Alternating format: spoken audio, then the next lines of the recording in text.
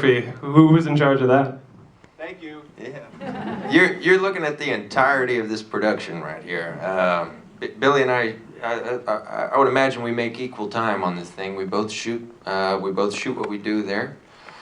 The thinking behind, I mean, it's what we're doing is a very visceral, immersive experience. It's a very experiential thing where Billy and I are going and spending time in a place and relating that to you. So it's it is an exact, it's an exact extrapolation of the moment, like what we're doing. So if we're close, that's what feels right. If we're far away and distant, that's like 4 a.m. It's supposed to be that way. But And what was the initial draw to filming over in Tchoupitoulas and New Orleans in general? I want to follow up on that though.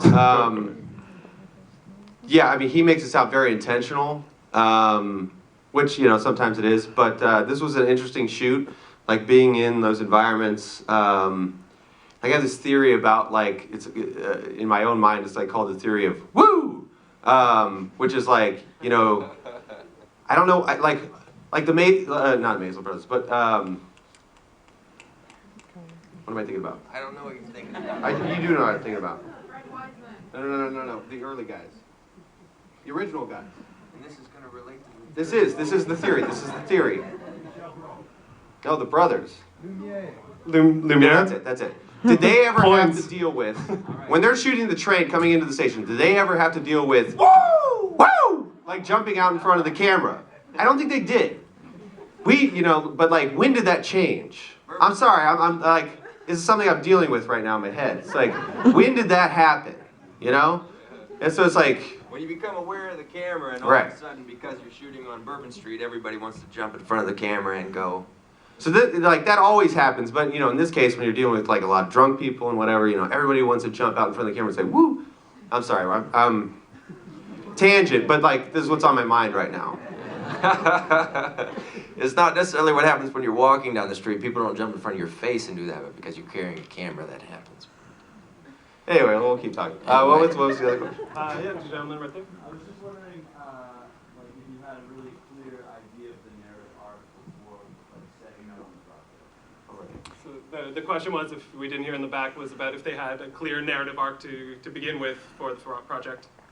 I don't know that there's a clear narrative arc in the end. But I mean, the basis of these things, which is a little bit different, and thank you for accepting that and embracing it, is more of an ephemeral idea. These are not didactic films.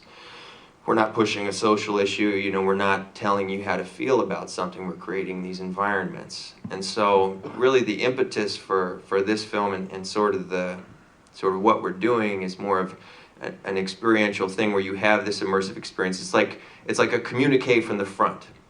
We go and spend a year in a place and create this artifact of the experience where you have where we can share something with you, whereas you might have a feeling of the same experience. So this is composed of this is one night that we're giving you. It's dusk till dawn. It seems like one sweep of the night. Nothing profound. You would like to think that. This is all very wordy, but we have a dynamic here that we have to embrace. But we spent a lot of time there when we were growing up, and a lot of this stuck with us, and we wanted to go back and sort of deal with those images that had sort of stuck in our head.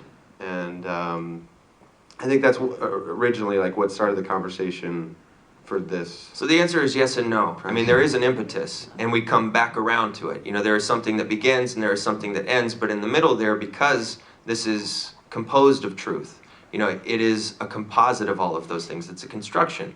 Any documentary, any film is all artifice and construction. You really can't get away from that. You're shooting with a camera, you're making decisions.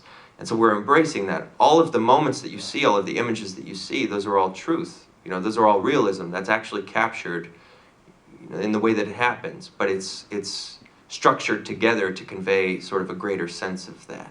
So I mean, while we went into it with a sense of we need to embrace that childlike wonderment, like Pinocchio goes to Pleasure Island. We need to embrace what we felt as kids going to New Orleans, as as kids from rural Ohio and seeing the ghosts and the colors and the sounds and, you know, having this full immersion thing. And then you go and experience, and you can only convey what you collect. You know, we collected those real experiences, and we were fully immersed in that thing. And so for every 10 seconds that you see of, you know, some performer or some conversation, that's probably months of filming and different films that we could have made. But in the end, we came back around to our original impetus, which is, you know, asking, did we have an idea? And yes, we did. Of having an extrapolated thing where you have the distance of a child, like the perspective on that very adult, very, you know, seedy, very visceral, immersive world, where you can, you know, just distance yourself a little bit and see it with those eyes for the first time again. What is the definition of long-winded? Later with that.